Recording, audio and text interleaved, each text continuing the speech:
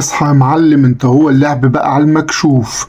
رئيس الفريق القانوني الإسرائيلي قدام محكمة العدل الدولية جلعاد نعوم بيقول لك إن اكتشفنا في رفح وقطاع غزة شبكة أنفاق كبيرة جدا توصل بالآلافات والمئات، وفي رفح لوحدها 700 نفق، ولقينا إن في منهم أكتر من 50 نفق بيوصل رفح بسينا، وإن هم عندهم اعتقاد أكيد إن الأنفاق دي مش بس لتهريب المواد الغذائية، لأ ده بيخش السلاح وكل الدعم العسكري والذخاير لمقاتلين حماس في رفح عن طريق الأنفاق دي.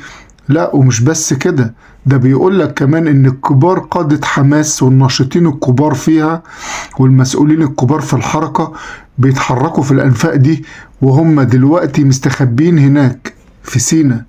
بس كده؟ لا، ايه كمان يا معلم؟ ده كمان بيقول لك ان الأسرى الإسرائيليين اللي إسرائيل قلبت الدنيا عليهم في غزة ومش لاقياهم موجودين في سينا مش في رفح. وده بقى يا معلم الباب التاني أو المرحلة التانية في الحرب. الهدف جر مصر وتصويرها إن هي اللي بتدعم حماس، وإن هي السبب في أحداث 7 أكتوبر، وإن مصر هي اللي بتخبي قادة المقاومة، وإن كمان المختطفين الإسرائيليين أو الأسرى الإسرائيليين موجودين في سينا، عشان بعد كده الحرب هتتنقل من المرحلة الجاية بقى من حرب في غزة ورفح، لأننا هنجيب أسرانا بأي طريقة. فيبقى الهدف التاني بعد غزة ورفح سينا، الهدف التاني هيبقى سينا.